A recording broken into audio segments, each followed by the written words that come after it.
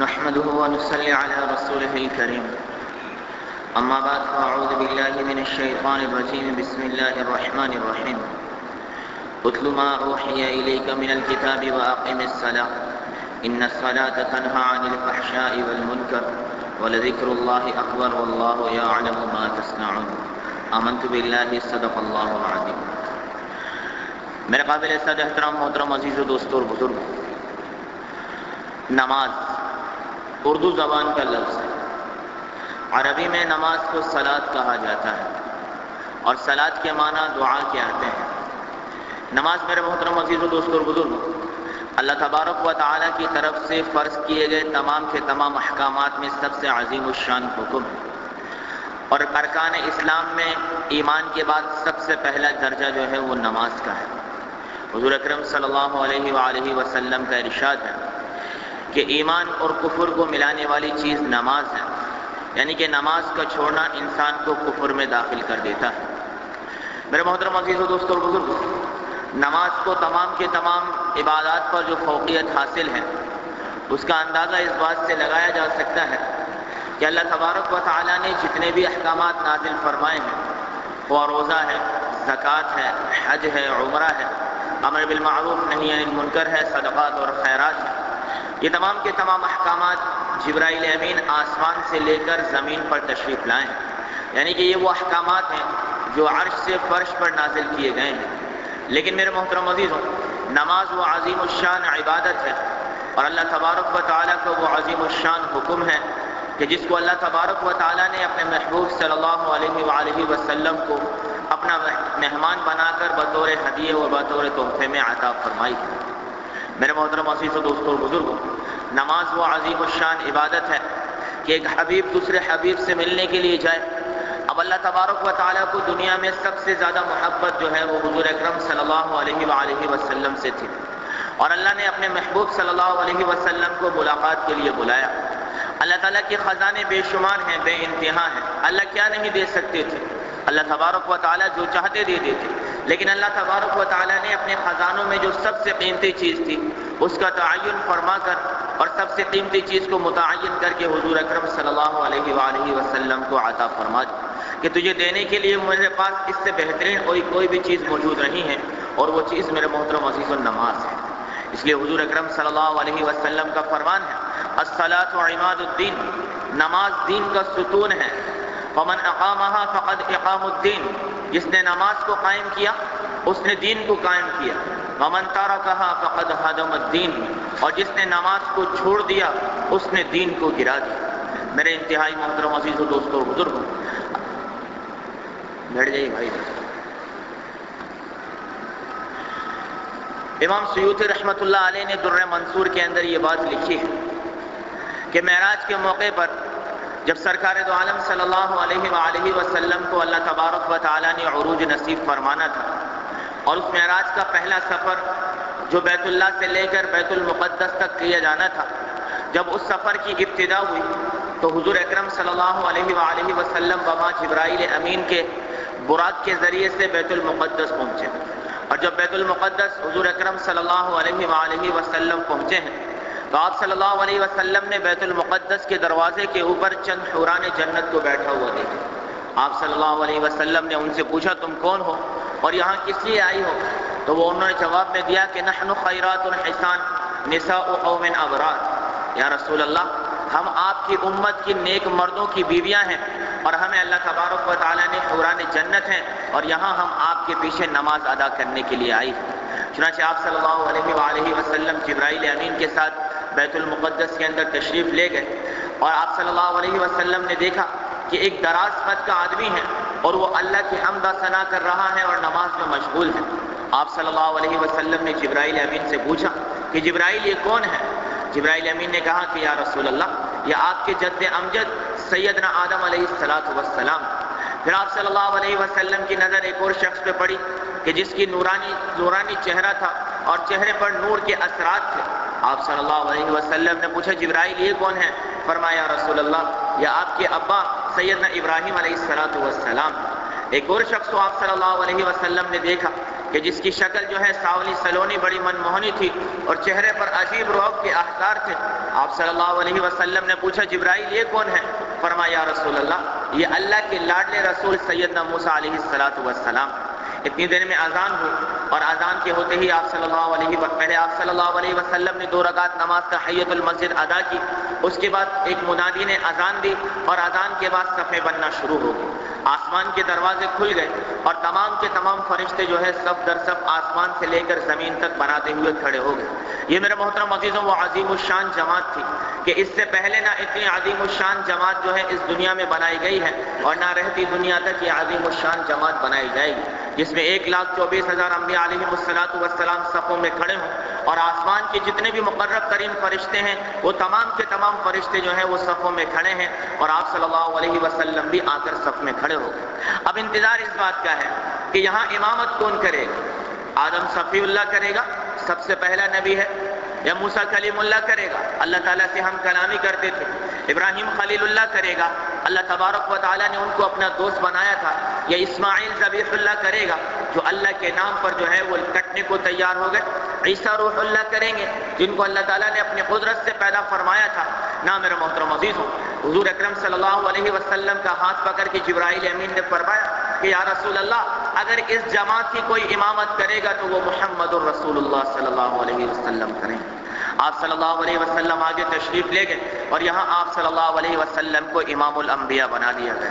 1,24,000 نبیوں کو حضور اکرم صلی اللہ علیہ وسلم نے نماز پڑھائی۔ نماز سے فارغ ہونے کے بعد آپ صلی اللہ علیہ وسلم نے تمام کے تمام نبیوں کے سامنے اپنی اس امت کی منقبت اور اس امت کی بڑائی کو بیان فرمایا کہ میری امت کو اللہ تبارک و تعالی نے کیا کیا فرمایا کہ فضائل جو ہے وہ عطا فرمائے ہیں۔ اس کے بعد اللہ حضور صلی اللہ علیہ وآلہ وسلم 7ویں آسمان اور وہاں سے سدرۃ المنتہا پر تشریف لے گئے اور کرتے کرتے اللہ تبارک و تعالیٰ کا دیدار نصیب ہوا، اللہ تبارک و تعالیٰ سے ہم کلامی نصیب ہوئی۔ اللہ تبارک و تعالیٰ نے پوچھا میرے محبوب میرے لیے کیا لے کر آئے؟ آپ صلی اللہ علیہ وسلم کی زبان پہ یہ الفاظ جاری ہوئے التحیات للہ والصلوات والطیبات، تمام کی تمام جانی عبادتیں، تمام کی تمام مالی عبادتیں اور تمام کی تمام قولی عبادتیں میرے مولا ایک تیرے لیے ہی لے کر آیا ہوں۔ اللہ تبارک و تعالیٰ نے فرمایا السلام علیکہ ایھا النبی ورحمۃ اللہ وبرکاتہ، سلامتی ہو تم پر میرے نبی اور ہماری رحمتیں اور برکتیں ہوں۔ آپ صلی اللہ علیہ وسلم نے دیکھا جب اللہ تعالیٰ کی رحمتیں اور برکتیں بٹ رہی ہیں، آپ صلی اللہ علیہ وسلم کو میرے محترم عزیزوں میں اور آپ یاد آ گئے، یہ امت یاد آئی۔ آپ صلی اللہ علیہ وسلم نے فرمایا السلام علینا وعلی عباد اللہ الصالحین، یا باری تعالیٰ ہم پر بھی سلامتی ہو اور میری امت کے نیک لوگوں پر بھی سلامتی ہو۔ اس کے بعد جبرائیل امین نے نیچے سے آواز دی اشہد ان لا الہ الا اللہ واشہد ان محمدا عبدہ ورسولہ۔ اللہ تبارک و تعالیٰ کو یہ اپنے محبوب سے ہم کلامی اتنی پسند آئی کہ بطور یادگار کو اس کو رہتی دنیا تک قائم رکھا اور نماز میں التحیات کی شکل میں یہ مجھے اور آپ کو عطا کر دی۔ آپ صلی اللہ علیہ وسلم نے فرمایا اس کے بعد میرے اور اللہ کے درمیان چند ایسی باتیں ہوئیں جس کو میں اور اللہ جانتے ہیں، اس کو اور کوئی نہیں جانتا۔ جب آپ صلی اللہ علیہ وسلم جانے لگے تو آپ اللہ تبارک و تعالی نے فرمایا کہ میرے محبوب ہم نے تمہاری امت پر 50 نمازوں کو فرض کیا ہے۔ اللہ تبارک و تعالیٰ کی تجلیات کی اللہ حضور اکرم صلی اللہ علیہ وسلم پر ایسے محو تھے اور اللہ کے نور کا ایسا اثر تھا میرے محترم عزیزوں کہ آپ صلی اللہ علیہ وسلم وہ 50 نمازیں لے کر آ گئے۔ اب تمام کے تمام نبی انتظار فرما رہے تھے کہ اللہ سے ملنے گئے ہیں، یہاں تک تو کبھی کوئی نبی تو کیا کوئی فرشتہ بھی نہیں پہنچا، نہ جانے کیا ملے گا۔ چنانچہ واپسی پر موسیٰ علیہ السلام سے ملاقات ہوئی، فرمایا محمد کیا ملا؟ آپ صلی اللہ علیہ وسلم نے ارشاد فرمایا اللہ نے میری امت پر 50 نمازیں فرض کی ہیں۔ موسیٰ علیہ السلام نے فرمایا کہ محمد کچھ کم کروا کے آئیے، آپ کی امت اتنی نمازیں نہیں پڑھ سکے گی۔ بنی اسرائیل پر صرف 2 نمازیں فرض تھیں، وہ بھی اس کو اپنے وقت پر ادا نہیں کر سکتے تھے۔ 50 نمازیں بہت زیادہ ہوتی ہیں۔ آپ صلی اللہ علیہ وسلم دوبارہ تشریف لے گئے، 45 کر دی گئیں، پھر تشریف لے گئے 40 کر دی گئیں، پھر تشریف لے گئے 35 کر دی گئیں۔ کرتے کرتے اللہ تبارک و تعالیٰ نے 9 مرتبہ حضور اکرم صلی اللہ علیہ وسلم کو اپنے دربار میں بلایا۔ ہر مرتبہ 5 نمازیں کم ہوئی۔ جب 5 نمازیں لے کر اللہ کے رسول جانے لگے تو اللہ تبارک و تعالیٰ نے آواز دی کہ اے میرے محبوب ذرا سنتا جا، ما یبدل القول لدی وما انا بظلام للعبید، ہمارا اصول، ہمارا قانون، ہماری بات ایک ہے، میں رب ذل جلال ہوں، میں اپنی بات سے کبھی ہٹتا نہیں ہوں، نہ میری بات تبدیل ہوتی ہے، نہ میں ظلم کرنے والا ہوتا ہوں۔ یہ وعدہ اپنے رب کی زبانی لیتا جا، تیرا جو امتی خواہ مرد ہو یا عورت ان 5 نمازوں کو اپنے وقت پر ادا کرنے کا اہتمام کرے گا، اللہ تبارک و تعالیٰ اس کو 50 نمازیں پڑھنے کا ثواب عطا فرمائے گا۔ اور یہ آیت صادق ہو گئی کہ من جاء بالحسنۃ فلہ عشر امثالھا، جو ایک نیکی لے کر آئے گا اللہ تبارک و تعالیٰ اس کو 10 کے برابر عطا فرمائیں گے۔ آپ صلی اللہ علیہ وسلم تشریف لائے اور یہ 5 نمازیں مجھ پر اور آپ پر فرض کر دی گئی۔ میرے محترم عزیزوں، دوستوں اور بزرگوں، نماز وہ عظیم الشان عبادت ہے جس میں اللہ تبارک و تعالیٰ نے تمام کی تمام عبادتوں کی شان کو جمع فرما دیا۔ آپ روزے کو لے لیجئے، روزے کی شان یہ ہے کہ اس میں ہم بھوک اور پیاس کو اور اپنی نفسانی خواہشات کو پورا کرنے سے روکتے ہیں۔ جب ہم نماز میں آتے ہیں اللہ اکبر کہہ کر، پھر ہم نہ کھا سکتے ہیں، نہ پی سکتے ہیں، نہ اپنی خواہش پورا کر سکتے ہیں، تو اللہ تعالیٰ نے نماز کے اندر روزے کی شان کو بھی پیدا فرما دیا۔ آپ زکوٰۃ کو لے لیجئے، زکوٰۃ کی شان یہ ہے اس میں مال خرچ کیا جاتا ہے، وہ مالی عبادت ہے، زکوٰۃ انسان اپنے مال کے ذریعے سے نکالتا ہے۔ اللہ تعالیٰ نے نماز کے اندر صدر کا ڈھانپنا فرض قرار دے دیا، مرد کے لیے ناک سے لے کر گھٹنوں تک اور عورت کے لیے پورے جسم کو جو ہے وہ صدر قرار دے دیا گیا۔ چنانچہ فرمایا کہ صدر جو ہے وہ کپڑے سے ڈھانپی جاتی ہے اور کپڑا مال سے خریدا جاتا ہے۔ یہاں اللہ تعالیٰ نے نماز میں زکوٰۃ کی شان کو بھی جمع فرما دیا، اور اللہ تعالیٰ نے نماز کے اندر حج کی شان کو بھی جمع فرما دیا۔ حج کے اندر میرے محترم عزیزوں بیت اللہ کی تعظیم کرنا مقصود ہوتا ہے، بیت اللہ کا طواف کرنا مقصود ہوتا ہے، اور نماز کے اندر اللہ تبارک و تعالیٰ نے حکم فرما دیا کہ بیت اللہ کی طرف منہ کرنا ضروری ہے، فرض ہے۔ اگر بیت اللہ کی طرف منہ نہیں ہوگا تو نماز نہیں ہوگی۔ چنانچہ اللہ تبارک و تعالیٰ نے اس اعتبار سے نماز کے اندر حج کی شان کو بھی جمع فرما دیا۔ اور میرے محترم عزیزوں نماز کے اندر اللہ تعالیٰ نے اعتکاف کی شان کو بھی جمع فرمایا۔ معتکف جب اعتکاف میں بیٹھتا ہے تو مسجد میں محبوس ہو جاتا ہے، مسجد میں قید ہو جاتا ہے، اب اس کو مسجد سے باہر جانے کی اجازت نہیں ہوتی ہے۔ اسی طرح ایک نمازی جب نماز میں کھڑا ہوتا ہے وہ اپنی جگہ محبوس ہو جاتا ہے، قید ہو جاتا ہے، 2 رکعت 4 رکعت 3 رکعت جتنی نمازیں پڑھتا ہے جب تک نماز مکمل نہیں ہوتی اپنی جگہ سے ہل نہیں سکتا۔ یوں اللہ تبارک و تعالیٰ نے نماز کے اندر اعتکاف کی شان کو بھی جمع فرما دیا۔ اور اللہ تبارک و تعالیٰ نے نماز میں قربانی کی شان کو جمع فرمایا۔ قربانی کے اندر انسان اپنے ہاتھوں سے اپنا خریدا ہوا جانور قربان کرتا ہے اور اللہ کی تعظیم کرتا ہے، اللہ کی عظمت اور اللہ کی کبریائی کا اظہار کرتا ہے۔ نماز کے اندر دیکھیے میرے محترم عزیزوں انسان سجدے میں جاتا ہے، اپنی عزت والی پیشانی کو اللہ کے قدموں میں رکھ کر اپنی ذلت کا اور اللہ کی عظمت کا اظہار کرتا ہے، اور یوں انسان اپنی عزت کی قربانی دے کر نماز کے اندر قربانی کی شان کو بھی زندہ کر دیتا ہے۔ اور ایک قدم آگے چلیے تو عبادات کی چند اقسام ہیں۔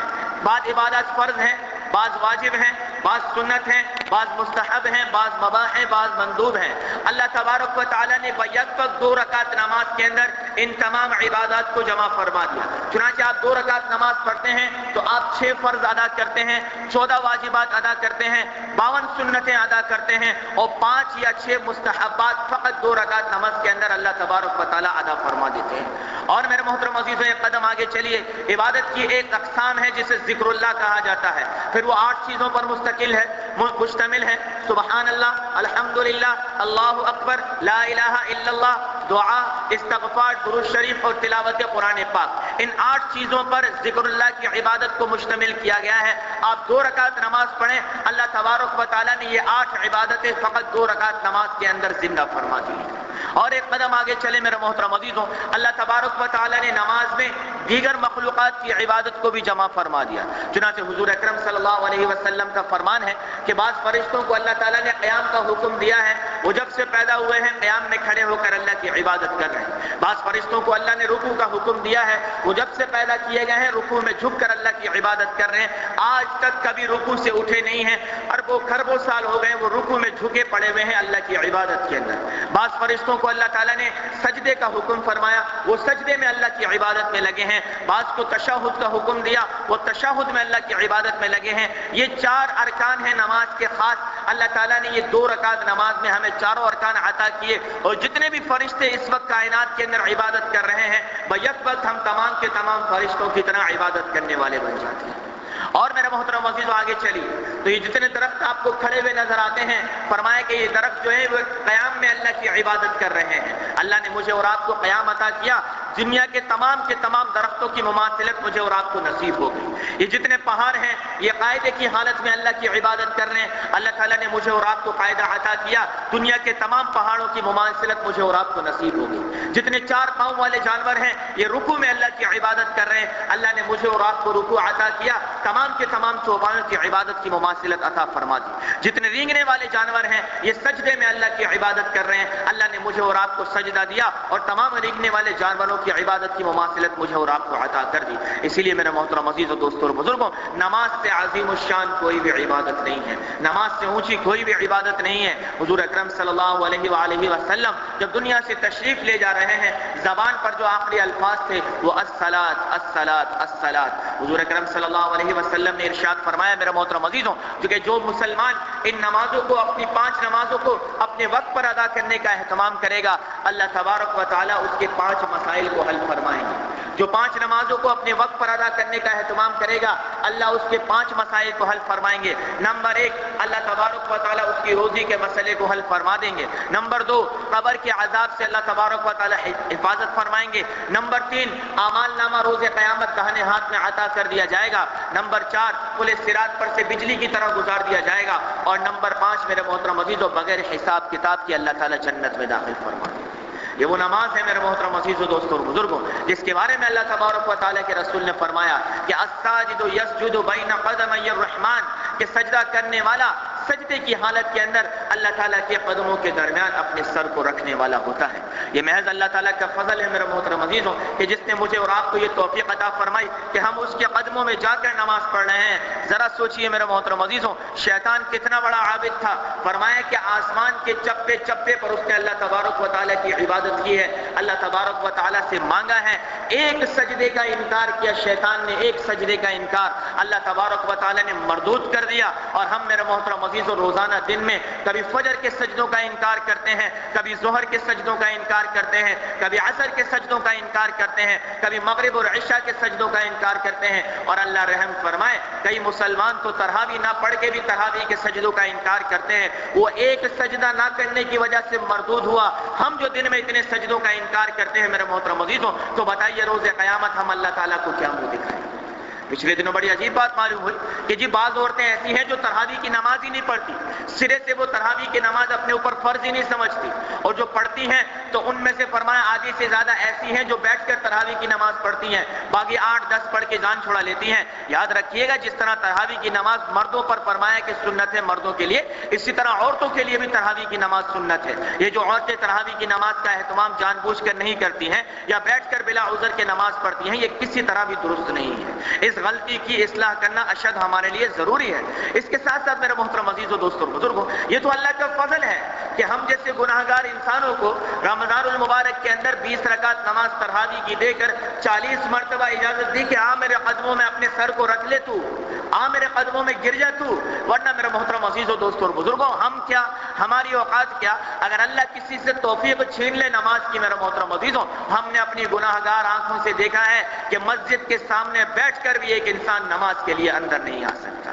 یہاں یہ بات سمجھ میں آ گئی میرے بھائی, ایک آدمی وہ بس اسٹاپ سے دوڑتا ہوا نماز کے لیے مسجد میں آ رہا, ایک آدمی وہ فرمایا کہ ہوتی مارکیٹ سے دوڑتا ہوا آ رہا, کوئی رام سوامی کے اس کونے سے دوڑتا ہوا آ رہا. ایک آدمی کو مسجد کے سامنے بیٹھ کر دکان میں سارا دن بیٹھ کر یہ توفیق نہیں ملی کہ 2 قدم چل کے مسجد میں نماز پڑھ لے. تو یہاں یہ بات سمجھ میں آ گئی کہ اللہ کے دربار میں حاضری اسی کی ہوگی میرا محترم عزیزو جس سے میرا رب چاہے گا.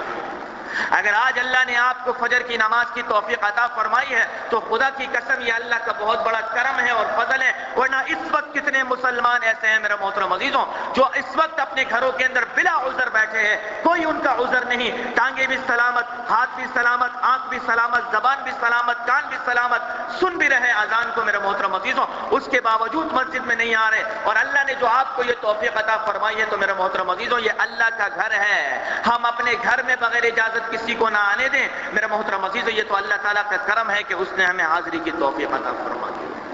ورنہ میرے محترم عزیزو کئی لوگ تو ایسے محروم کیے جا چکے ہیں کہ جمعے کی نماز بھی ان کو نصیب نہیں ہوتی. اور پھر یہ لوگ جو میرے محترم عزیزو جمعے نہیں پڑھتے اور ذرا یاری دوستی میں بیٹھ کر فخر سے کہتے نا یار آج تو جمعہ بھی نہیں پڑھا, دو ہنسیں گے، دو روئیں گے، دو باتیں سنائیں گے. یہ میرے محترم عزیزو زیادتی کر رہے ہیں ہم اپنے اوپر. اب جتنے لوگوں نے وہاں بیٹھ کر سن لیا کہ آپ نے جمعہ نہیں پڑھا، اللہ تعالیٰ ان سب کو قیامت کے دن آپ کے خلاف گواہی پر کھڑا کر دے گا کہ تو کیا انکار کرے گا. تیری تو جمعہ نہ پڑھنے پر یہ پوری کی پوری تیری یاری، تیری دوستی گواہ بنے بیٹھی ہوئی ہے. اس لیے میرے محترم عزیزو